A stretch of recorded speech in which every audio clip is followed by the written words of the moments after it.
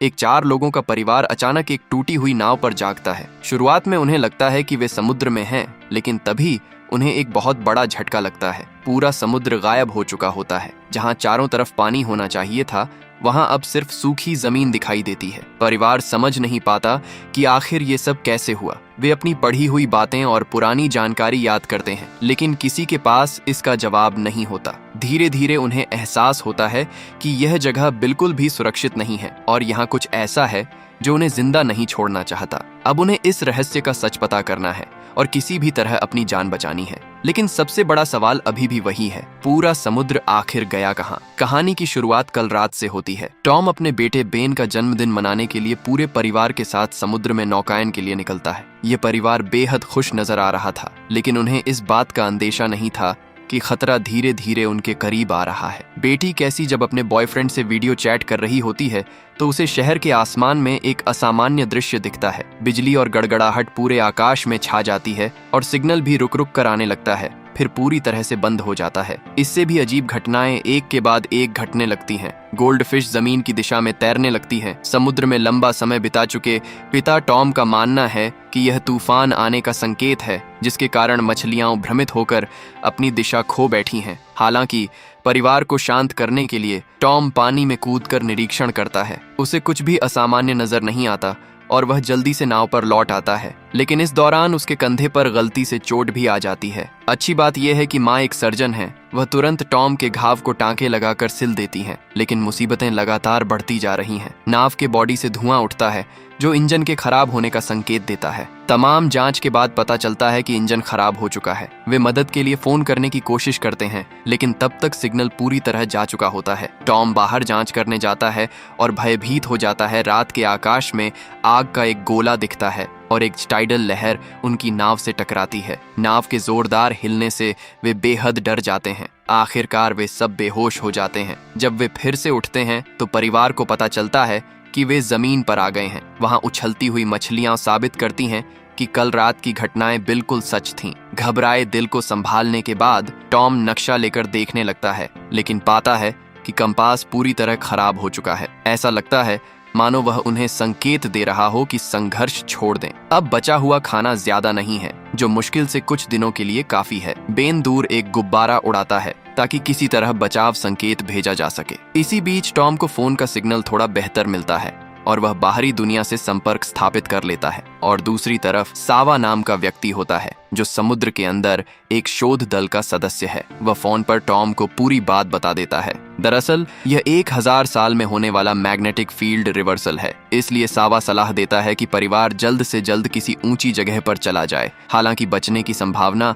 पूरी तरह किस्मत पर निर्भर है। जब उन्हें पता चलता है कि सावा की पनडुब्बी 3 और लोगों को ले सकती है, तो जीवित रहने की एकमात्र उम्मीद के लिए वह सावा से गिड़गिड़ाकर अपने बच्चों को बचाने की प्रार्थना करते हैं। सावा के यहाँ करने के बाद पति पत्नी उदास मन से सामान समेटते हैं, पनडुब्बी की ओर जाने की तैयारी करते हैं। तभी दूर एक अनजान आदमी दिखता है। यह देखकर टॉम बहुत खुश होता है और उसकी तरफ बढ़ता है। टॉम उससे बात करने की कोशिश करता है, लेकिन अनजान आदमी ज्यादा जवाब नहीं देता। टॉम सोचता है कि वह पानी की कमी से कमजोर हो गया है, इसलिए वह उसे पानी की पूरी बोतल दे देता है, लेकिन यही भलाई उसे मौत के घाट उतार देती है। वह आदमी पानी जल्दी जल्दी पीता है और फिर अचानक टॉम पर हमला कर देता है। लिया ये देखकर दौड़ती है, लेकिन अगले ही पल वह आदमी अपने हाथ में बनी लंबी छुरी टॉम के शरीर में जोर से घोंप देता है। दूर से यह देखकर लिया डर के मारे रुक जाती है और वह अनजान आदमी अभी भी नहीं रुकता। वह लिया की ओर दौड़ता है। जब दूरी बढ़ती है तो वह अपना हथियार फेंकता है। किस्मत से लिया केवल बाहर से जख्मी होती है। छुरी ने उसकी बस खाल खरोंची।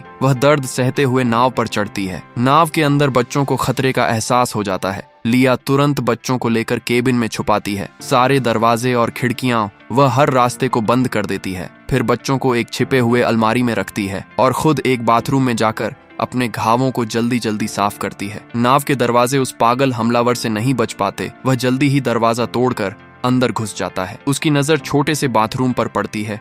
वह धीरे धीरे पास आकर दरवाजा खोलता है, लेकिन लिया पहले ही नाव के नीचे एक छेद से बाहर निकल चुकी होती है, क्योंकि उसे खतरा भांप लिया था। तभी उसके सामने हमलावर का कुत्ता आता है जो उस पर झपटता है और उसे नीचे गिरा देता है। लिया किसी तरह अपनी छुरी कुत्ते के शरीर में घोंप देती है। कुत्ता मर जाता है। आवाज सुनकर वह आदमी जरूर आएगा, इसलिए लिया नाव के दूसरी तरफ घूमकर उससे बच जाती है। वह आदमी अपने कुत्ते को ढूंढते हुए मौका देता है और लिया फिर से केबिन में लौट आती है। लेकिन हैरानी की बात यह है कि वह आदमी पहले से ही वहां छिपा हुआ था।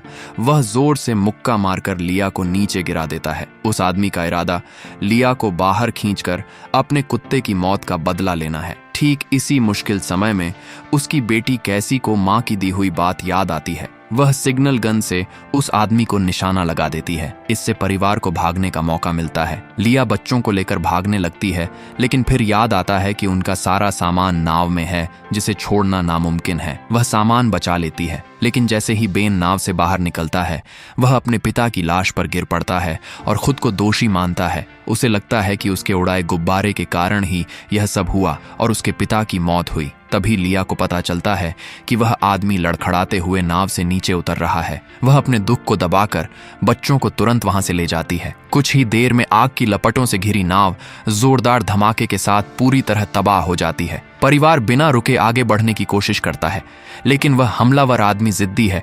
वह पीछा करता रहता है। लिया बच्चों को लेकर लगातार भागती है।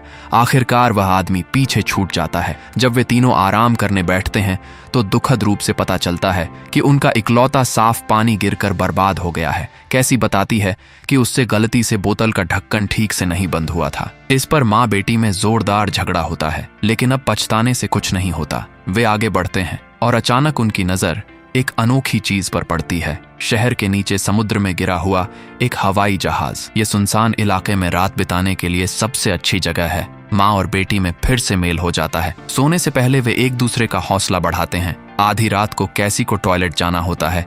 वह विमान के बाहर जाती है। तभी वह हमलावर आदमी चुपके से उसके पीछे आता है, लेकिन समय रहते लिया वहां पहुंच जाती है और गुस्से से पागल होकर उस आदमी पर वार करती है। वही उसके पति का हत्यारा था। लिया अपना सारा गुस्सा चाकू पर उतार देती है। आदमी मर जाता है, फिर भी वह नहीं रुकती। अगली सुबह जब वे चलने की तैयारी करते हैं तो उस मरे हुए आदमी के शरीर पर काटने के बड़े निशान देखते हैं। जाहिर है वहां कोई और खतरा मौजूद है। ये देखकर माँ और दोनों बच्चे तुरंत वहां से निकलते हैं। वे भयानक गर्मी सहते हुए आगे बढ़ते हैं। तभी बेटा एक गंदे पानी के तालाब में गिर जाता है और बेसुध होकर वही गंदा पानी पीने लगता है। लिया तुरंत उसके बाल पकड़कर उसे रोकती है। बेटे की तबीयत बिगड़ जाती है, इसलिए उन्हें वहीं रुकना पड़ता है। किस्मत से पास में कई टूटी हुई कुर्सियां पड़ी हैं। लिया उन कुर्सियों का इस्तेमाल करके एक अस्थायी आश्रय बनाती है और बचे हुए सामान में से जो दवाइयां हैं उन्हें बेटे को लगा देती है। रात में सोते वक्त बाहर की आवाज से लिया उठ जाती है। वह बाहर देखती है तो एक अजीब सी आहट सुनाई देती है। वह हैरानी से आवाज की तरफ देखती है और उसका चेहरा सफेद पड़ जाता है। दूर से अजीब जीव, बायोलॉजिकल क्रिएचर्स का एक विशाल झुंड उनकी तरफ बढ़ रहा है। वह तुरंत बच्चों को उठाती है और फिर से भागने लगती है।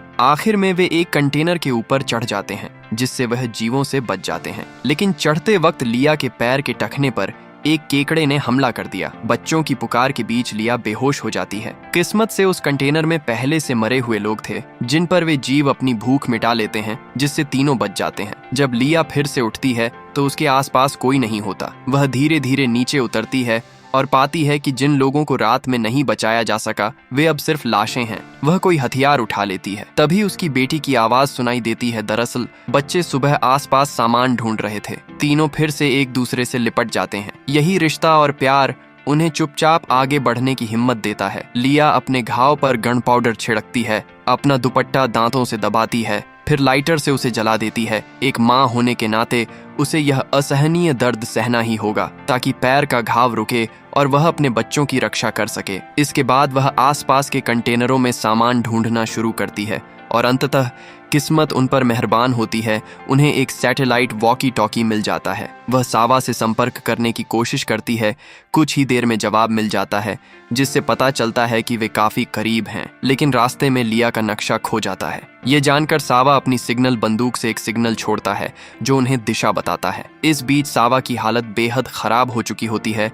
उस पर भी पहले केकड़ों के झुंड ने हमला किया था, इसीलिए उसका पूरा शरीर जख्मों से भरा है। लिया और बच्चे जब पनडुब्बी के करीब पहुंचते हैं तो उन्हें एक पत्थर की दरार से गुजरना पड़ता है। केकड़ों के झुंड को न छेड़ने के लिए वे बहुत धीरे और सावधानी से आगे बढ़ते हैं, लेकिन निकास के पास अचानक ऊपर से पत्थर गिरने लगते हैं। लिया बच्चों को तुरंत बाहर धकेल देती है, लेकिन खुद पत्थरों के ढेर के नीचे फंस जाती है। बच्चे लिया के आदेश पर पनडुब्बी की तरफ बढ़ते हैं। कैसी को पता चलता है कि सावा बुरी तरह घायल है और वह जानता है कि वह अब जीवित नहीं बचेगा, इसलिए वह कहता है कि वह अपनी सीट उनकी मां को दे सकता है। तब कैसी को पता चलता है कि पनडुब्बी में केवल 3 लोग ही बैठ सकते हैं, यानी शुरू से ही मां ने जीवित रहने की उम्मीद छोड़ दी थी। लेकिन कैसी हिम्मत जुटाती है और उस जगह की तरफ दौड़ती है जहां उसकी मां फंसी हुई है। लिया पूरी तरह से निराश थी, उसकी सारी गोलियां खत्म हो चुकी थीं और वह मौत का इंतजार कर रही थी। लेकिन जब उसे पता चलता है कि उसके पास भी जीवित रहने का मौका है